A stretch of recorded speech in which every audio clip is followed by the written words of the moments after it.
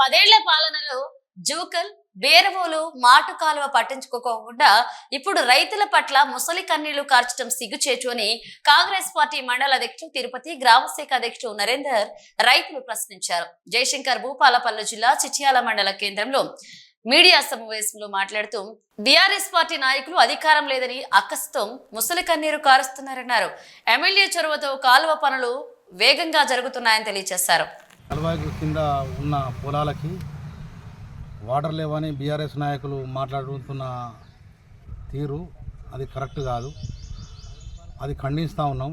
ఈరోజు కాంగ్రెస్ గవర్నమెంట్ కాదు, ఇంతకు ముందు 7 సంవత్సరాల నుంచి ఈ సలువాగి కింద 7 సంవత్సరాల నుంచి అది మాటకాలువ దగ్గర నుంచి ఎప్పుడు నీరు వచ్చింది లేదు. వీళ్ళు ఏదో అపోహలు ప్రజల్ని ఇబ్బంది పెట్టే లక్ష్యంతో ప్రజల్ని భయభ్రాంతులు చేసి కాంగ్రెస్ పార్టీ మీద దుమ్మెత్తి పోయడానికి ప్రయత్నిస్తూ ఉన్నారు.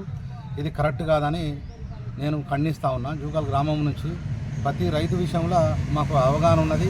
మాకు బాధ్యత రైతంగా మేము ముందుకు పోవడానికి మేము సిద్ధంగా ఉన్నాము. రేపు పొద్దున్న ఎమ్మెల్యే గారు కూడా కలవబోతున్నాము. ఎమ్మెల్యే గారి విషయంలో కూడా ఆయన కూడా మాకు ఎప్పుడు నీళ్ళు లేవో ఏమున్నా మంచి ఉన్నా చెడున్నా జూకల్ గ్రామానికి రావడం జరుగుతుంది. మంచి చెడులు చూడడం జరుగుతుంది. ముందుకు పోతాం.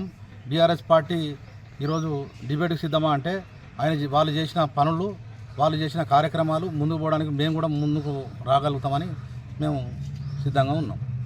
నాయకులు చేసినటువంటి అనైతికమైనటువంటి చర్య, వారు 10 సంవత్సరాలు అధికారంలో ఉండి 650 ఎకరాలు బీడు భూములుగా తుమ్మలు మొలుస్తుంటే ఒక్కసారి కూడా పట్టించుకొని మాటు మరమ్మతుకు కానీ పొలాలు రైతాంగం గురించి పట్టించుకున్నటువంటి వ్యక్తులు ఈరోజు పొలాలు ఎండిపోతున్నాయనే ఒక కారణం సాగు చూపి రాజకీయ పబ్బం గడుపుకోవడానికే వచ్చినటువంటి నాయకులు.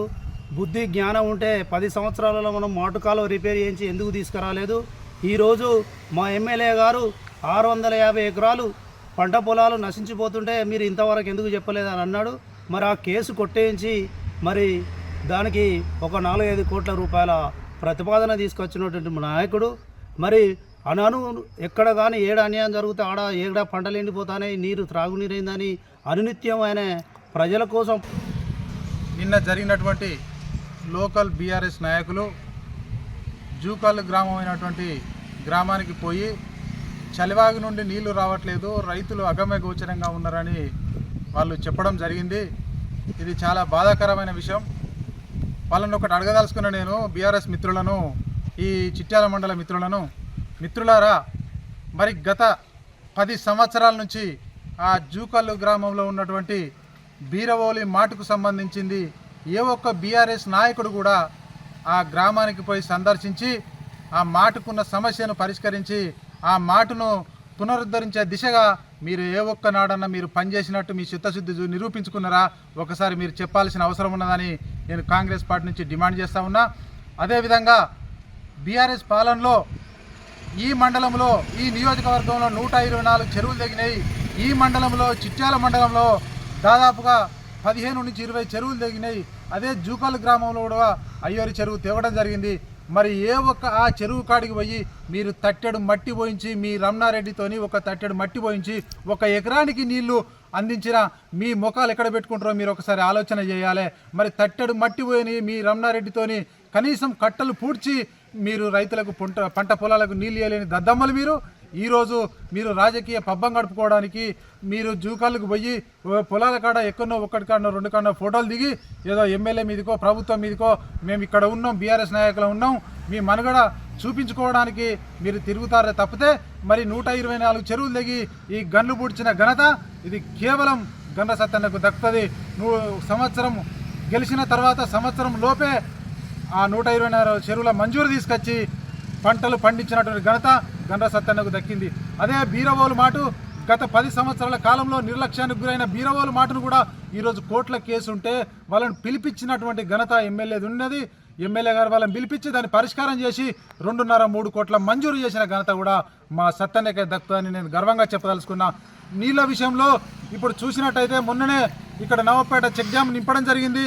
ఇప్పుడు చలివాగు నుంచి కూడా నీళ్లు రావడం జరుగుతుంది. ఎక్కడో 1 కాడో 6 కాడో పోతే ఇవాళ మీరు పబ్బం గడుపుకోవడం రాజకీయ పబ్బం గడుపుకోవడానికి మీరు ఈ ఊర్ల పొంటి జూకాలు గ్రామంలో తిరిగి ఇవాళ ఎవరినో బదనాం చేస్తూ ఉంటే కాదు, ఆకాశానికి ఉమ్మెత్తే అది మీ ముఖాల మీదనే పడుతుంది.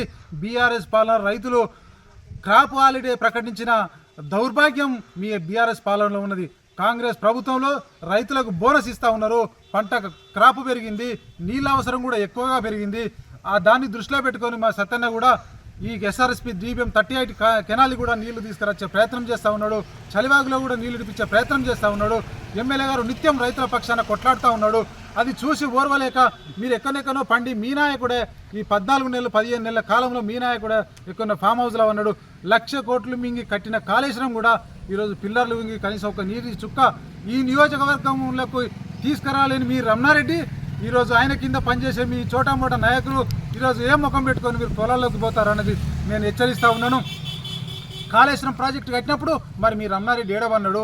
మరి ఈ నియోజకవర్గానికి పక్కనే ఉన్న నియోజకవర్గానికి నీళ్లు తీసుకురాలని మీరు మీ నాయకుడు మీరు కలిసి మరి ఏం చేసిర్రు?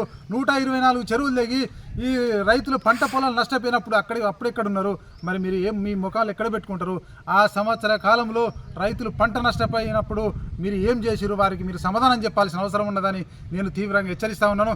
మీరు పబ్బం గడుపుకోవడానికి రాజకీయ పబ్బం గడుపుకోవడానికే మీరు పొలాల పొంటి పత్తుల పొంటి తిరిగినా